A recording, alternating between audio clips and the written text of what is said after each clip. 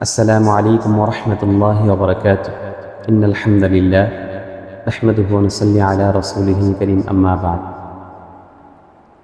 প্রিয় সুধী, আমি আপনাদের সামনে এমন একটি দোয়া নিয়ে আলোচনা করব যে দোয়াটি পাঠ করলে আল্লাহ রাব্বুল আলামিন আমাদেরকে শত্রুর কবল থেকে হেফাজত করবে, হিংসুকের হিংসার থেকে, দুশ্মনের দুশ্মনী থেকে এবং অত্যাচারের অত্যাচার থেকে আল্লাহ তাআলা আমাদেরকে হেফাজত করবে।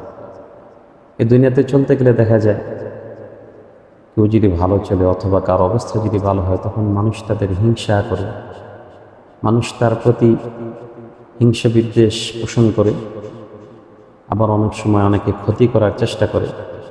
তো আমরা যদি এই দোয়াটি বেশি বেশি পাঠ করি তাহলে ইনশাআল্লাহ আশা করা যায় ওই শত্রুর শত্রুতার থেকে, ওই হিংসুকের হিংসা থেকে, ওই কুচক্রীর চক্রান্ত থেকে আমাদেরকে আল্লাহ তাআলা হেফাজত করবে।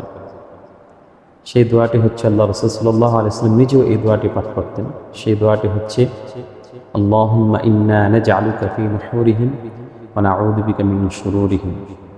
আমি দোয়াটি আবার বলছি, আল্লাহুম্মা ইন্না নাজআলুকা ফি নুহুরিহিম ওয়া নাউযু বিকা মিন শুরুরিহিম। যদি কখনো শত্রুর কবলে পড়ে হিংসুকের হিংসার মধ্যে পড়ে যাই, কুচক্রের চক্রান্তের মধ্যে পড়ে যাই, তাহলে ইনশাআল্লাহ এই দোয়াটি বেশি বেশি পাঠ করব। এই দোয়াটি পাঠ করার মাধ্যমে আল্লাহ রাব্বুল আলামিন আমাদেরকে ওই শত্রুতান থেকে, হিংসুকের হিংসা থেকে ইনশাআল্লাহ আমাদের সকলকে হেফাজত করবে। আল্লাহ রাব্বুল আলামিন আমাদেরকে সকল ধরনের হিংসা বিদ্বেষ চক্রান্ত থেকে হেফাজত করুক। আমিন।